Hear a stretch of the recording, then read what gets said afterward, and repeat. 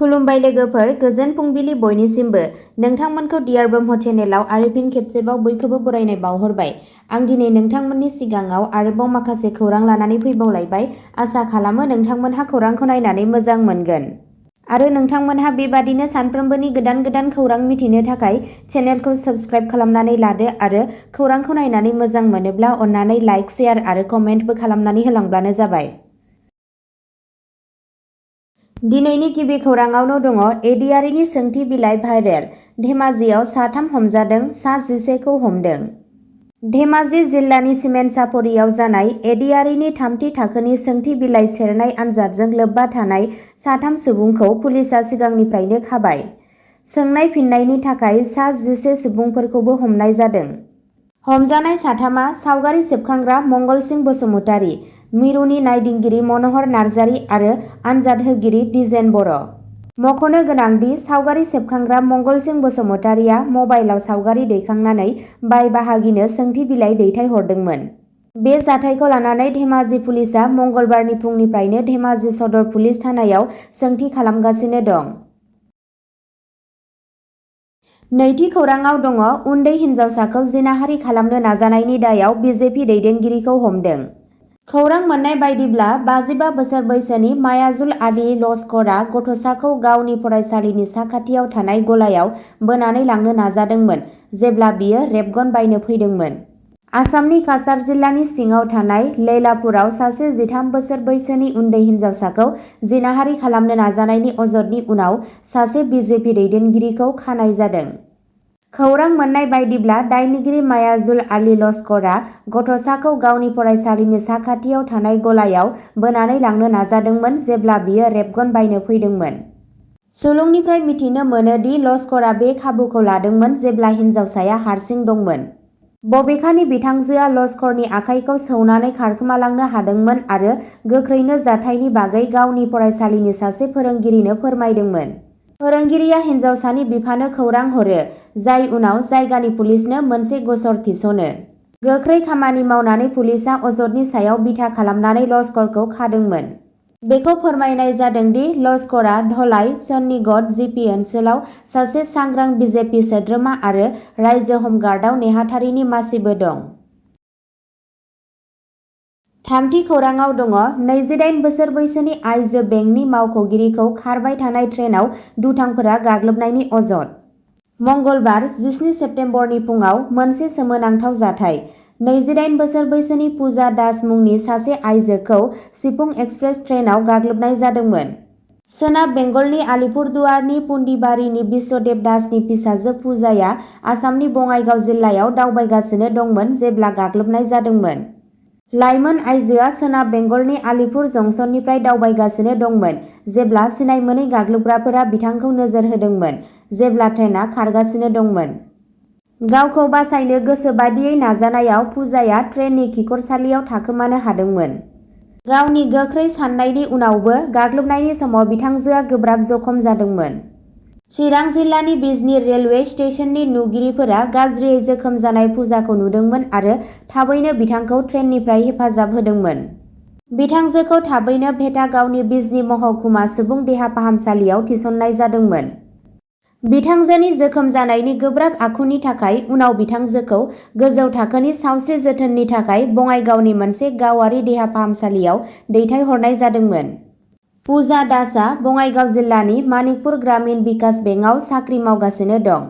बिबानगिरिफोरा खारबाय थानाय ट्रेनआव बे मुगैथाव गाग्लोबनायनि थाखाय दायनिगिरिफोरखौ सिनायनो आरो हमनो थाखाय जाथायनि सायाव नायबिजिरगासिनो दं।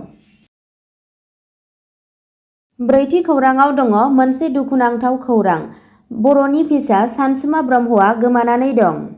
सावगारियाव होनाय गसाइगाव महकुमानि सिङाव थानाय उत्तर सुलमारी गामिनि हिरन ब्रह्मनि फिसाज्ला 17 बोसोर बैसोनि सानसुमा ब्रह्मआ थांनाय 16 सेप्तेम्बरनिफ्राय गोमानानै दं।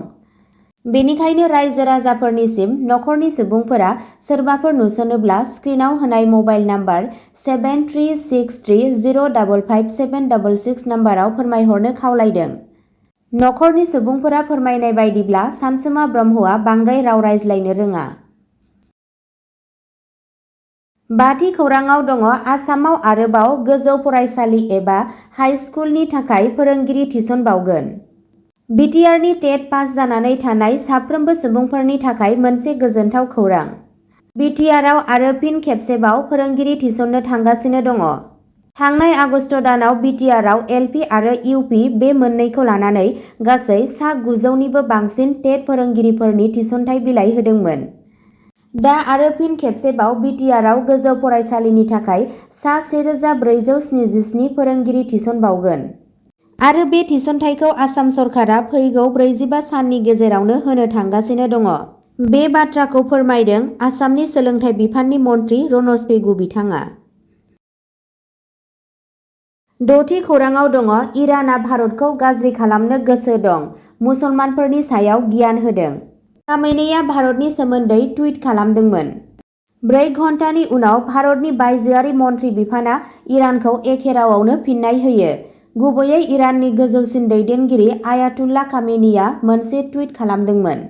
इराननि गोजौसिन दैदेनगिरि आयातुल्ला आली खामेनीआ बुंदोंमोन दि भारताव मुसलमानफोरखौ अनागारि खालामनाय जादों। बिथाङा बे बाथ्राखौ ससियेल मिडिया एक्सआव बुंदोंमोन आरो मुलुगनि मुसलमानफोरनि गेजेराव खौसेथिनि थाखाय खावलायदोंमोन। बिथाङा बुंबावदों दि जुदि जों म्यानमार, गाजा, भारत एबा जायखिजाया गुबुन जायगायाव मुसलमानफोरनि दुखु खस्थनि बागै मिथिया, अब्ला जों गावखौनो मुसलमान मानिनो नाङा। इराननि गोजौसिन दैदेनगिरि आयातुल्ला आली खामेनीनि अजद होजानाय अजदआ दा भारतनिफ्राय फिनजाथाय सोमजिहोदों। भारतनि बायजोआरि मन्थ्रि बिफाना बेफोर अजदफोरनि सायाव गोख्रों सोदोबजों फिननाय होदोंमोन आरो खामेनीनि बिबुंथिखौ सोंखारिदोंमोन। बायजो हायुंआरि बिफाननि बुंथिगिरि रणधीर जयसवालआ बुंदोंमोन दि जाय हादरफोरा भारताव बाङाइ सुबुं अनजिमाफोरनि सायाव बिबुंथि होयो बिसोर गुबुनफोरनि बागै जेबो बिबुंथि होनायनि सिगां गावसोरनि रेबगान्थिफोरखौ नायग्रोमनांगौ। बाङाइ सुबुं अनजिमाफोरनि सायाव भारतखौ इराननि जौसिन दैदेनगिरि बानायनाय बिबुंथिफोरखौ जों गोख्रोङै सोंखारिदों।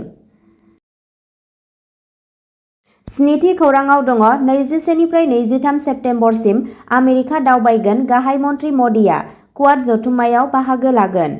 गाहाय मन्थ्रि नरेन्द्र मदिआ 21 सेप्तेम्बराव आमेरिकानि हादरगिरि ज' बाइडेनजों खुंजानाय डेलावेयारआव क्वाड जथुम्मायाव बाहागो लागोन।